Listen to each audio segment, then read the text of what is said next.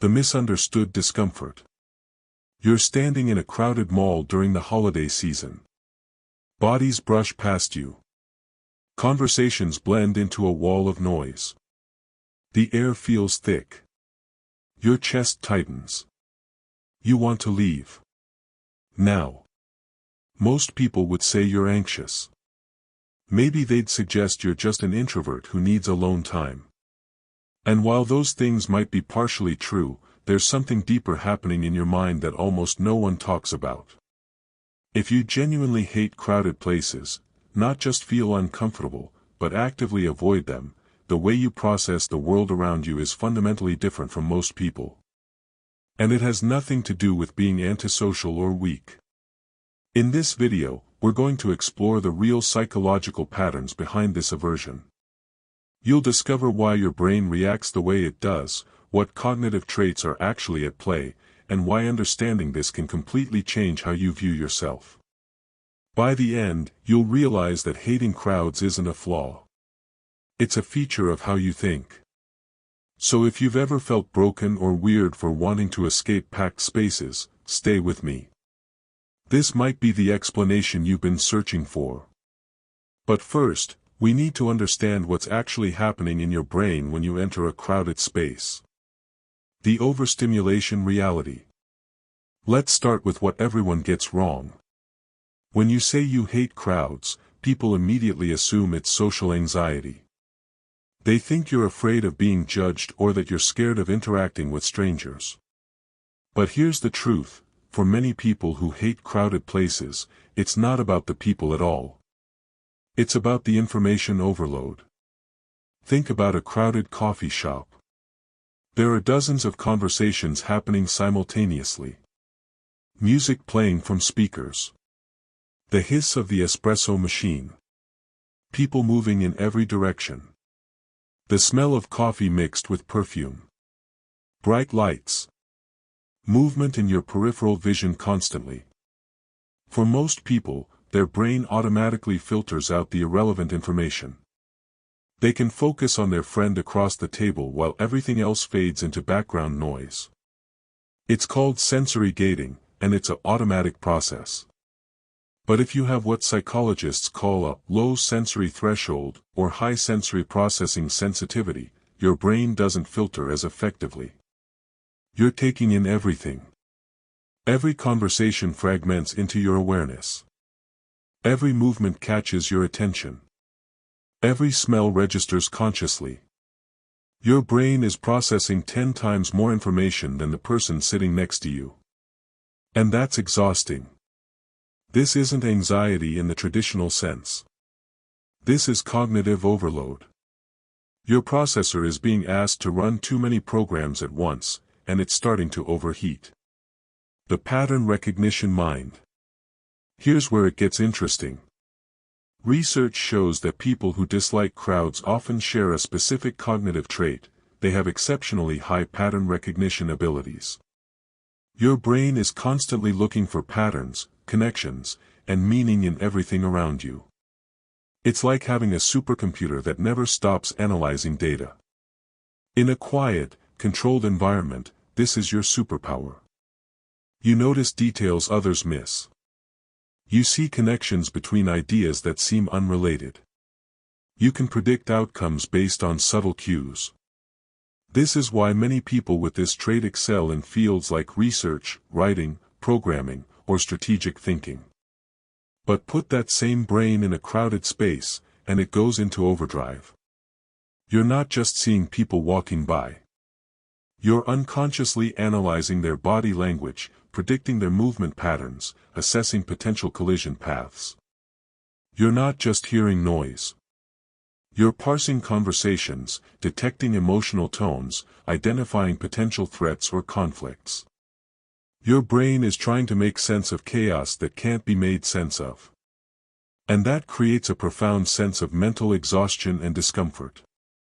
There's a famous study from the journal Personality and Individual Differences that found people with high sensory processing sensitivity also tend to score higher on pattern recognition tests. They're more likely to notice subtle changes in their environment and more attuned to complexity. In a crowd, there's too much complexity. Too many patterns. Too many variables. And your brain can't shut off its analysis mode. And this connects to another trait that might surprise you. The deep processing preference. People who hate crowds typically have what psychologists call a depth of processing preference. This means you naturally think deeply about things rather than skimming the surface. When you have a conversation, you're not just exchanging pleasantries. You're thinking about the meaning behind the words, the implications, the subtext. When you watch a movie, you're analyzing themes, symbolism, character motivations. You process life vertically, going deep, rather than horizontally, staying surface level. This is why small talk in crowded settings feels particularly draining. It's not that you're socially awkward. It's that your brain wants depth, and crowds force you into shallow, rapid interactions that feel cognitively unsatisfying. Imagine you're at a networking event. Someone asks what you do. You could give a simple answer, but your brain immediately wants to explore the nuances of your work, the philosophical implications, the interesting challenges you're facing. But the setting doesn't allow for that. You're expected to keep it brief and move on. This creates a cognitive dissonance. Your natural thinking style is being suppressed, and that feels uncomfortable on a fundamental level. Dr. Elaine Aron, who pioneered research on high sensitivity, found that people with this trait need time to process experiences thoroughly. They can't just skim through life. They need to understand, integrate, and make meaning. Crowds don't allow for that. Everything is rushed, fragmented, superficial. And for your brain, that's like being forced to eat while running. It's possible, but it's not how you're designed to function. But there's another element at play that ties all of this together. The control and predictability need. Here's something that might resonate deeply. People who hate crowds often have a strong need for control and predictability in their environment. This isn't about being controlling in relationships or micromanaging others. It's about cognitive comfort. Your brain functions best when it can predict what's coming next and prepare accordingly. In your home or office, you know where things are. You can control the lighting, the temperature, the noise level. You can predict what will happen in the next 5 minutes, the next hour, the next day. But in a crowd, you have zero control. You can't predict when someone will bump into you. You don't know if someone will suddenly stop in front of you. You can't control how loud it will be or how close people will get to you. The variables are endless and uncontrollable. For a brain that thrives on predictability, this is deeply unsettling. It's not fear exactly. It's more like constant low-level stress from being unable to anticipate and prepare. Think about the difference between walking through a familiar, quiet park versus navigating a packed train station during rush hour. In the park, your brain can relax. You can see what's ahead. You can choose your pace. You're in control. In the train station, you're in survival mode. Constantly adjusting. Constantly reacting. Never able to settle into a comfortable rhythm. This need for environmental control is actually linked to a cognitive style called internal locus of control. You believe you can influence your outcomes through your own actions. In crowds, that sense of control evaporates, and it creates psychological discomfort. The reflective consciousness. There's one more piece to this puzzle that explains why crowds feel particularly wrong to you. You have what researchers call a highly reflective consciousness. This means you're deeply aware of your own thoughts, feelings, and reactions. You don't just experience life. You observe yourself experiencing life. You're both the actor and the audience in your own mind.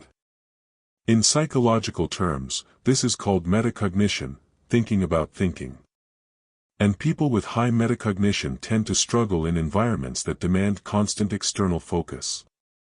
Here's what happens in a crowd: your attention is being pulled in dozens of directions simultaneously. But at the same time, you're internally monitoring your own reactions. You're thinking about how you're feeling. You're noticing your discomfort. You're analyzing why you're uncomfortable. It's like trying to watch a movie while simultaneously writing a review of the movie in real time. Your attention is split, and neither task gets your full focus. Other people in the crowd? They're just in the crowd. They're not simultaneously observing themselves being in the crowd. Their attention is fully external, so they can navigate the chaos more easily. But you're running a dual process. And that's mentally exhausting. This reflective nature also means you're more aware of the incongruence between who you are and what the environment demands. You notice when you're not being authentic. You feel the disconnect when you're forced into superficial interactions. And that awareness itself creates additional discomfort. Researchers have found that people with high metacognitive awareness actually perform better in calm, focused environments because they can use their self-reflection constructively. But in chaotic settings, that same trait becomes a liability. So where does all of this leave you? The reframe: it's not a bug, it's a feature. Let's bring this all together. If you hate crowded places, it's likely because you have 1. High sensory processing sensitivity, you take in more information than most people. 2. Strong pattern recognition abilities, your brain is constantly analyzing and making connections. 3. A depth of processing preference, you think deeply rather than superficially.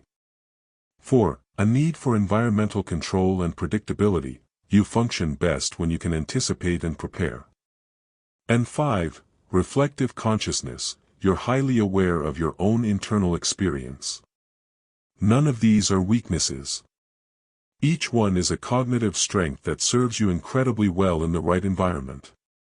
The problem isn't you. The problem is that modern society is obsessed with crowds. We're told that networking events are essential. That we should love concerts and festivals. That thriving in packed offices is a sign of being a team player. But what if you're simply optimized for a different kind of environment? What if your brain is designed for depth, focus, and controlled input rather than breadth, multitasking, and chaos? Understanding this can be genuinely liberating. It means you can stop trying to force yourself to enjoy things that are fundamentally incompatible with how you think. You can design a life that plays to your cognitive strengths rather than constantly battling against your nature. You can choose careers that allow for deep work in quiet spaces. You can build social connections through one-on-one conversations rather than group gatherings. You can create an environment that lets your particular type of mind flourish. But there's one final thing you need to know. Moving forward, honoring your mind. Here's the truth that nobody tells you: you don't have to change how your brain works. You just have to honor it. If crowds drain you, stop forcing yourself into them unless absolutely necessary. If deep conversations energize you more than small talk, seek those out intentionally. If you need quiet time to process your experiences, build that into your routine without guilt. The world will tell you that avoiding crowds means you're missing out. But missing out on what? Experiences that make you miserable. Situations that contradict everything about how you think and process information.